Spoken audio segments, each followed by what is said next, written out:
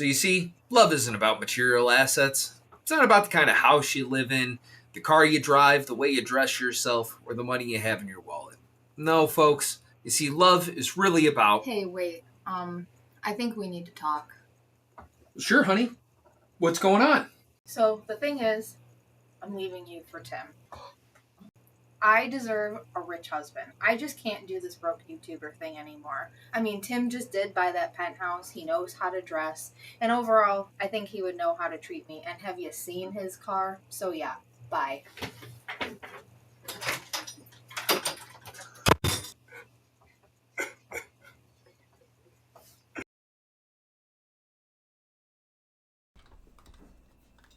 Hello? Yeah, she's gone. Did you get the baby oil? Fantastic. I'll bring that pretty face over here so I can bury my face in America's ass. Well, hello again, and welcome back to another episode of Just the Tip, where this week I'm going to be giving you the tip on 2025's Materialists. So if you've been watching the channel for long, or you've listened to the podcast, I was less than excited for this movie. As some of you may know by now, I'm pretty big on messaging, and going into this, a movie based on relationships and materialism, it didn't sound like my cup of tea. And while this movie definitely had me in the first 45 minutes, I was squirming in my seat with how insufferable these people on screen were, this thing turns itself around and actually was a really good time. Written and directed by Celine Song, some of you may know her from past lives, 2025's Materialists follows Dakota Johnson as a New York matchmaker as she navigates the world of upper-class, wealthy, lonely singles and their ever-increasing, ridiculous demands within the dating world, as well as navigating her own messy relationships. Along the way, Johnson meets Pedro Pascal, who in her universe is a unicorn, a man who's 6 foot plus, tall, dark, and handsome, insanely wealthy, with a great personality and intellect to match. Pascal contrasts against her ex-boyfriend, played by Chris Evans, a caterer and down-on-his-luck actor who just can't seem to find that financial footing in a city as famously expensive as New York.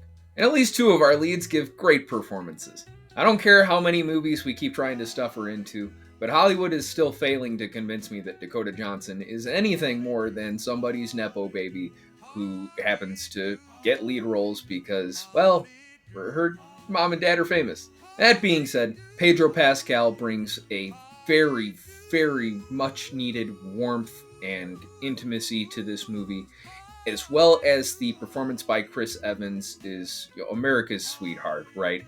He does a great job of making their scenes feel very lived in, and you can really relate to the sort of relationship that Johnson and Evans have had. But other than them, everybody on the screen here is pretty much just some vapid caricature of the worst people you could possibly meet out there in the dating world.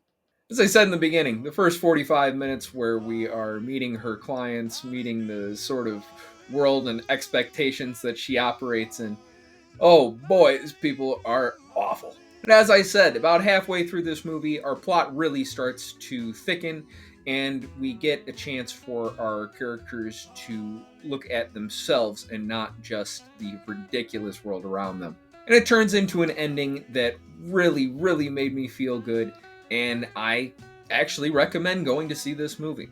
My tip for the 2025 Materialists is if you're a huge fan of rom-coms, get out and see it this weekend. I'm sure you'll have a great time. And if you're like me, who thought that this was maybe going to be the worst thing ever, it's not. And hey, maybe you'll enjoy it. I'd like to thank you all for watching, and thank you so much for the support for the channel so far. We are at about 37 subscribers as of recording this video.